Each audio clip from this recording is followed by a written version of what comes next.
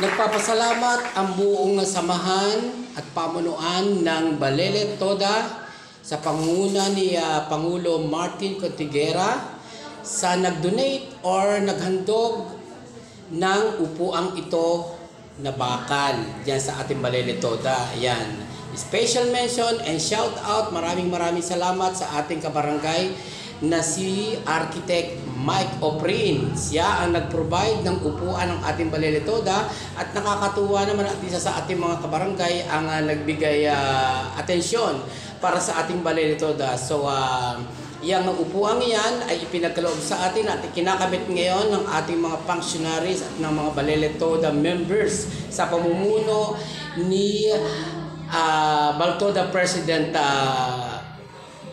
Martin Contiguera. Yan. At ako'y natutuwa at kahit pa paano ay isa sa mga kabarangay natin ang ay nakapansin sa ating mga pangangailangan dito sa ating Balele Tricycle Terminal. At malaking bagay ito at malaking tulong ito para sa ating mga pasahero at sa ating mga driver na rin na ay naghihintay na kanilang mga pasahero o yung mga pasahero na naghihintay na kanilang masasakyan at makasilungan na rin at malaking bagay ang upuang iyang bakal na medyo mahaba rin at talaga namang pure iron at talagang ginagawa ng ating Baltoda ang kanilang magagawa para panatilihing maayos ang ating Baltoda Terminal.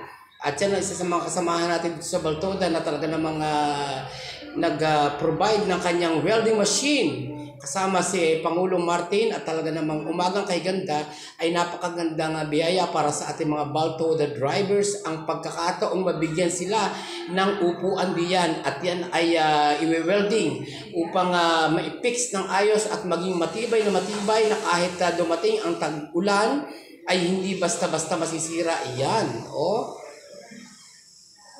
ayan, Oprin Building and Supply. Yan. Yan ang nag-donate sa atin si Architect Mike Oprin. Thank you so much kabarangay at sa pagkakataong ito ay talagang pinapahalagahan natin. Ang malaking bagay kasi ang upuang yan at talagang magiging kung medyo mainit ang panahon at pwede kayong kumalong dyan, may mauupuan.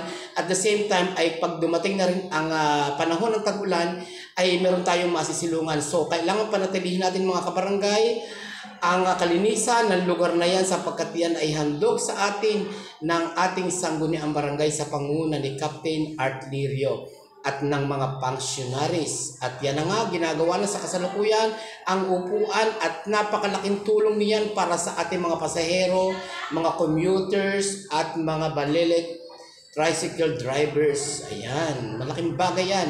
At talagang abot ang ating pasasalamat sa ating kabarangay dahil malaking tulong niya para sa ating Balele Toda Tricycle Terminal. At umagang kay ganda nga at talaga ng mga isip at isip ng paraan ang ating sanggunian upang mabigyan tugon ang ating mga pangangailangan dito sa barangay at sana nga ay panatilihin natin ang maayos at malinis ang ating terminal. And thank you so much for watching mga kabarangay.